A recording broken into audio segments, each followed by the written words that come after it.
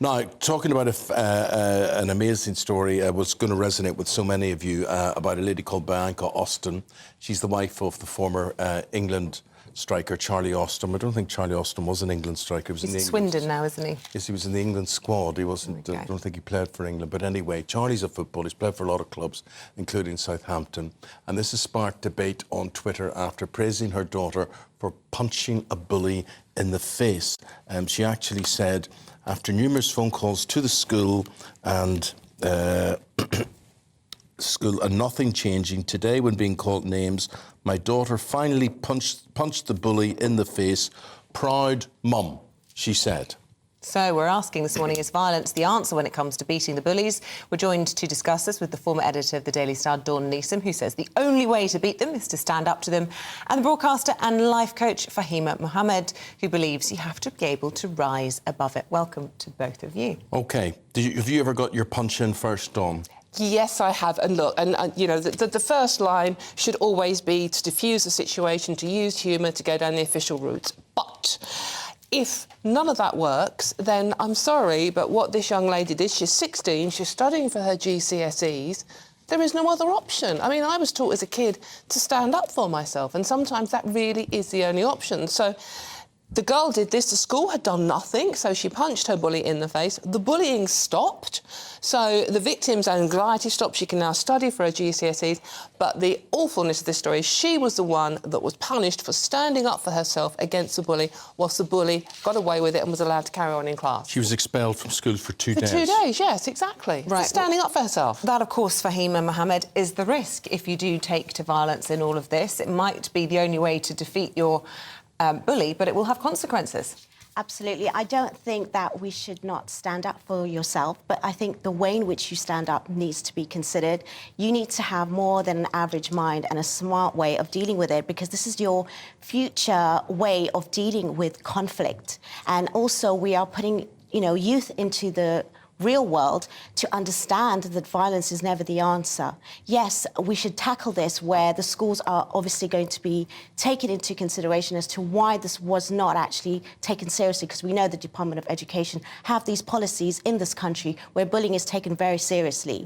So at the end of the day, I think parents and authorities needs to actually come down on the schools, because we are teaching our future generations as to how to deal with these kind of circumstances.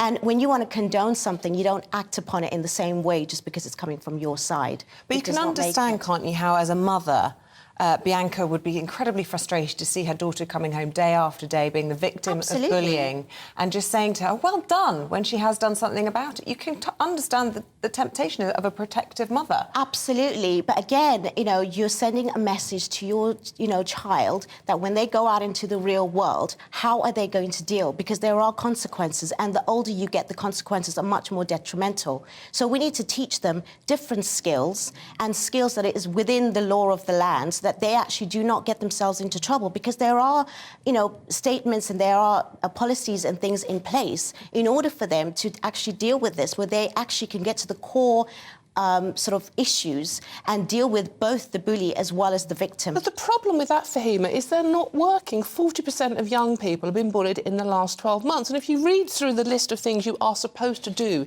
if you're being bullied at school, it's, you know, contact the government, you know, complain to the local authority. This is all very slow, laborious stuff, and often doesn't get acted on. You know, and if you are in the middle of studying for your exams, you need something to... Look, I'm not condoning violence in any way, shape or form. It's always a last resort. And sort of like, you know, in my incident, I was 10 years old, and the lad was trying to bully me over goofy teeth. Which he had goofy teeth as well, and I think that's why he was trying to deflect it on me. But I punched him in the face. It stopped instantly. And I met him years later on in life, and we discussed it, and we're good friends. And he said he learnt a valuable lesson then. I mean, we were only 10.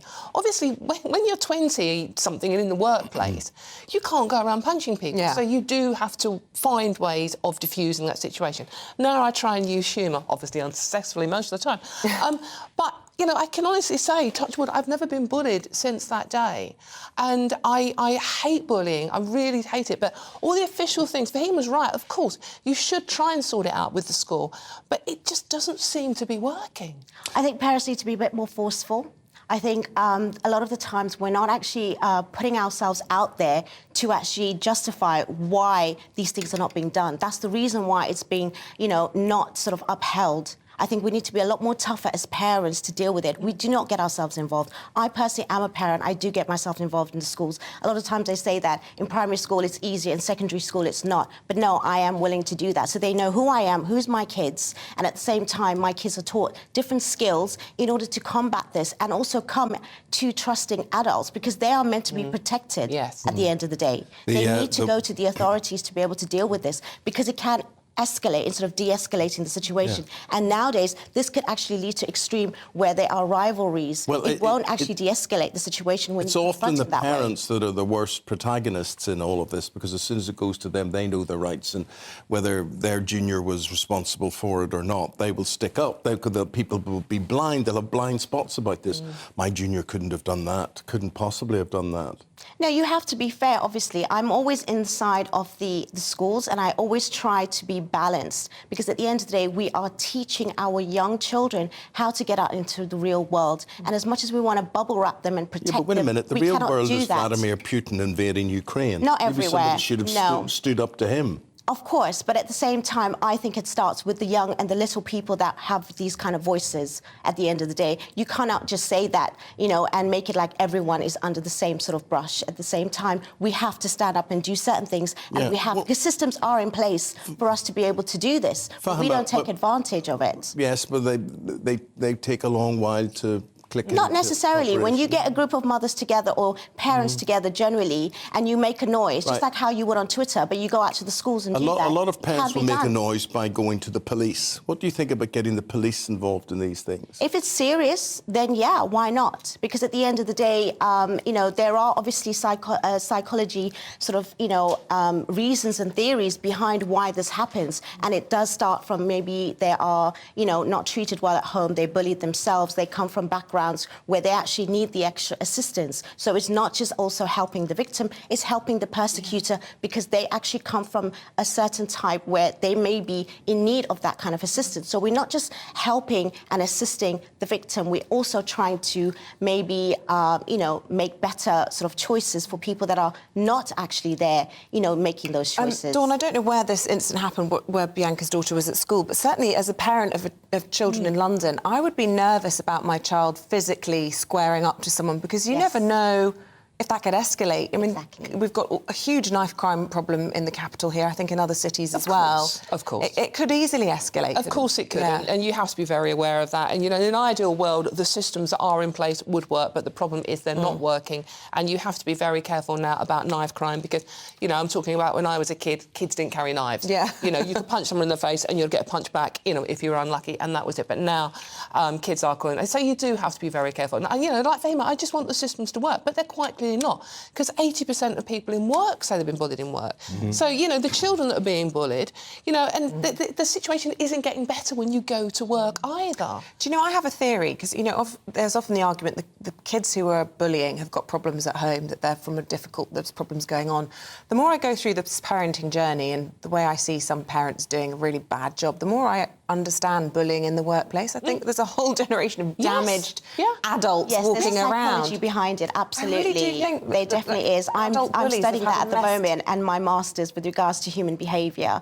And at the same time, there is definitely some sort of connection with regards to how you are in your environment. Even happy people don't hurt people. Yeah, absolutely. But at the same time, there's also the neurodevelopmental sort of lacking with certain individuals when they are at a particular age and they don't have the understanding, they don't have that sort of mentorship. I think Aidan's got a very good point about the parenting, though. It's like, back in our day, if you were bullying someone at school, your mum or dad wouldn't go to the school and say, my little Johnny's an angel, you just have to, My dad would give me a clip round the ear, march me up the school and literally insist I was suspended or I've had some punishment. There's a different now, the attitude that parents have towards children misbehaving. It's like, parents are often very aggressive to teachers. I was told if they hit you, hit them harder. Hit them harder and then run faster. Absolutely right. Absolutely right. But now if there's an incident at school, I got a call from my head teacher recently. My son had been the victim of something, but they wouldn't tell me the names of the children involved because they didn't want me to take action as a parent against the other parents or indeed that child. It's funny, the systems that are in place are really quite robust now. And I guess you can understand, because you do get these people that take it into their own hands, these aggro parents. Well, parents can get involved. You can be part of the governing board. If you really want to be interested, you can. It's that we don't. And only when there's a problem, then only that we want to make, you know, and have a voice. So you have to take steps from the beginning. If you are raising children, you need to be involved in their lives. So if your aspect. child was being bullied at school and they struck back, you would be ashamed of your child? I won't be ashamed. I would understand, but at the same time, I would not accept that. I would actually say that there were better choices. And obviously, my kids personally, they do martial arts, so they know how to defend themselves. So then we have to assess it. So you wouldn't say well done? I wouldn't say well done. Isabel? I think if someone is attacking them in a physical situation, then that's OK to defend yourself. But I wouldn't encourage my children to go up in a peaceful situation and be the instigator. I think it's more dangerous. Well, nowadays. if it happened to my child, I would say well done. Well done. Yeah, absolutely. Okay, well, That's a Sorry. score draw. 50-50. That's a score draw at the end of that. 2-2. Thank you very much indeed, guys. Your views very, very welcome in all of this. There it is on screen. GB Views at gbnews.uk. Wasn't a score draw last night with Fulham.